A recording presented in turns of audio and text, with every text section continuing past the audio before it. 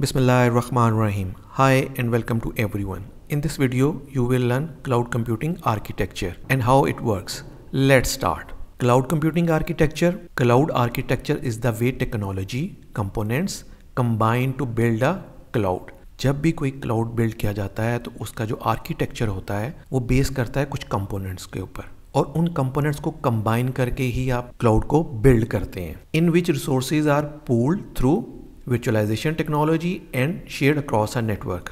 फिर जो भी कंप्यूटिंग के रिसोर्सेज होते हैं उनको वर्चुअलाइजेशन टेक्नोलॉजी के थ्रू कंबाइन किया जाता है और फिर उसको शेयर किया जाता है अक्रॉस अ नेटवर्क. लाइक जो भी सर्विस प्रोवाइडर होगा उसके पास जो फिजिकल रिसोर्सेज होंगे, मीन फिजिकल हार्डवेयर जो होगा, जो उसके पास 10 सर्वर हैं या 50 सर्वर हैं, वो उनको कंबाइन करेगा थ्रू वर्चुअलाइजेशन टेक्नोलॉजी. जब कंबाइन करेगा तो उसकी सारी कंप्यूटिंग पावर, उसकी स्टोरेज, एवरीथिंग जो है वो कंबाइन होकर एक पूल में आ जाएगी.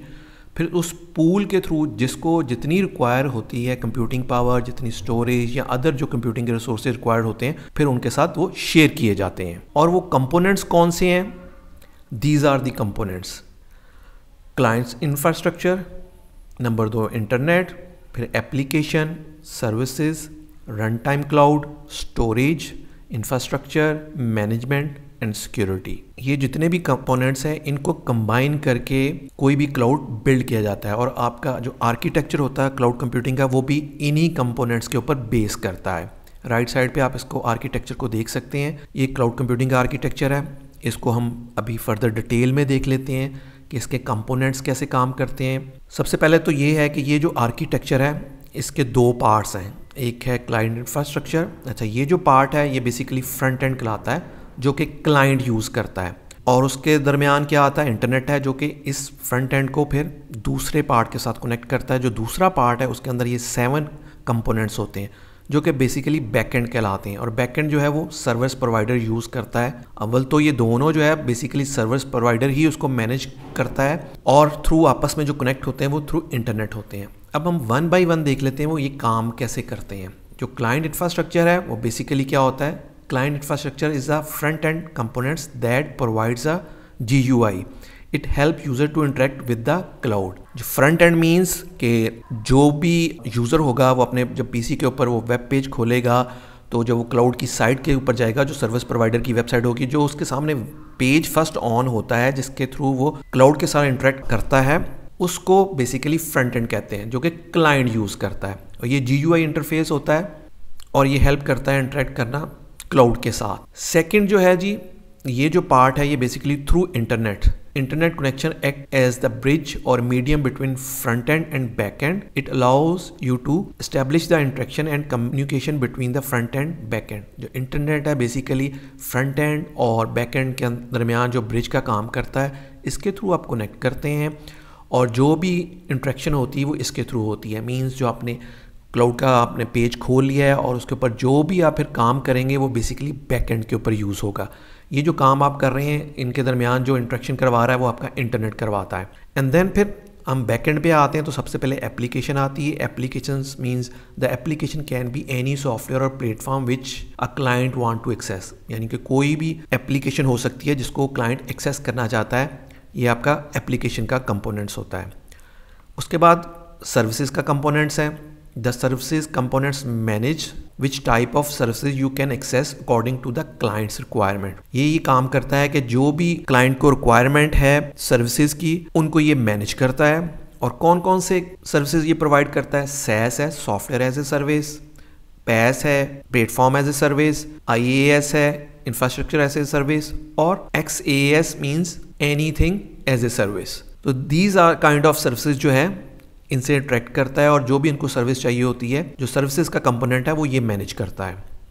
जो नेक्स्ट है वो है cloud run time. Cloud run time basically क्या करता है? Run time cloud offer the execution and run time environment to the virtual machine. जो भी वर्चुअल मशीन होती हैं उसके ऊपर जो एग्जीक्यूशंस हो रही होती हैं वो सारा का सारा क्लाउड रन टाइम प्रोवाइड करता है. And then storage is a very important part.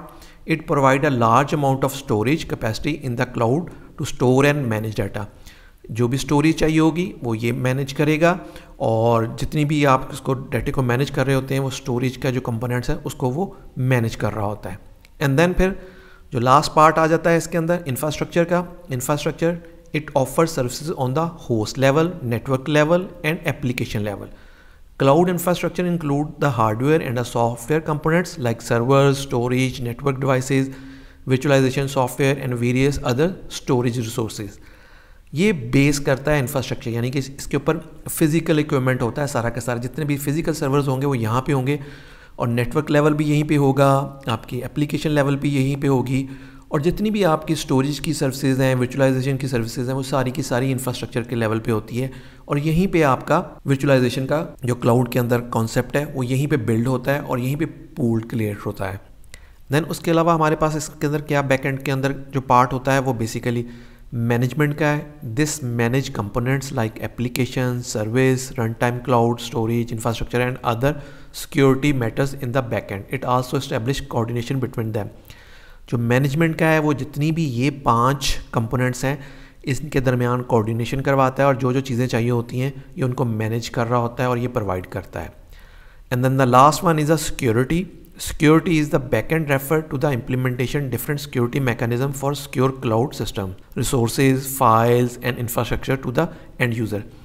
Security का जो components है वो basically जितना भी ये components हैं उनकी जो security provide करता है वो इसको security को ये manage करता है, उसकी files को, उसके resources को, computing system को और उसके infrastructure की जो जितनी भी security है वो security का जो components है उसको manage करता है. So these are the 9 components: client infrastructure, internet, application, services, cloud runtime, storage, infrastructure, management and security.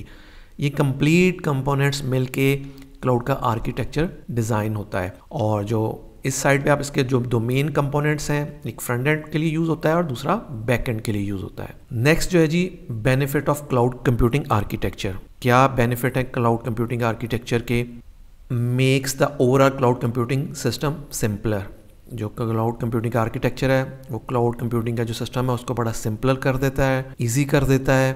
उसके अलावा help to enhance your data processing. उसकी जो डाटा प्रोसेसिंग है उसको भी इन्हांस कर देता है क्योंकि कंबाइन उसकी कंप्यूटिंग पावर हो जाती है, कंबाइन स्टोरेज हो जाती है, तो इस तरह वो इन्हांस कर देता है उसकी डाटा प्रोसेसिंग को भी.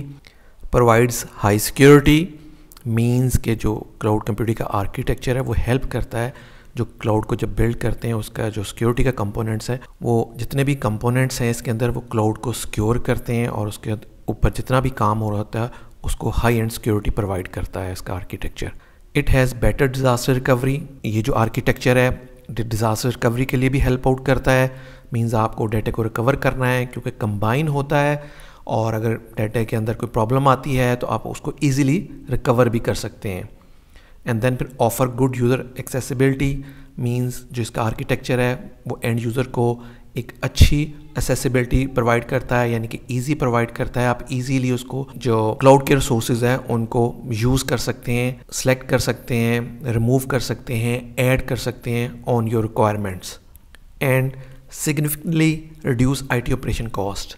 जो क्लाउड कंप्यूटिंग का आर्किटेक्चर है वो इस चीज़ में भी हेल्प करता है, जो आपकी IT ऑपरेशन की कॉस्ट है उसको बहुत ज़्यादा रिड्यूस कर देता है क्योंकि ये मैनेजेबल होता है. आप डायरेक्टली इंटरेक्ट कर रहे होते हैं और जितना भी इसका आर्किटेक्चर है जो क्लाउड डिज़ाइन किया जाता है वो सारा का सारा जो सर्विस प्रोवाइडर है वो उसको मैनेज कर रहा होता है. तो ये क्या करता है कि आपकी IT ऑपरेशन की कॉस्ट जो है वो बहुत ज़्यादा रिड्यूस कर देता है. So these are the benefits of cloud computing architecture. Thank you.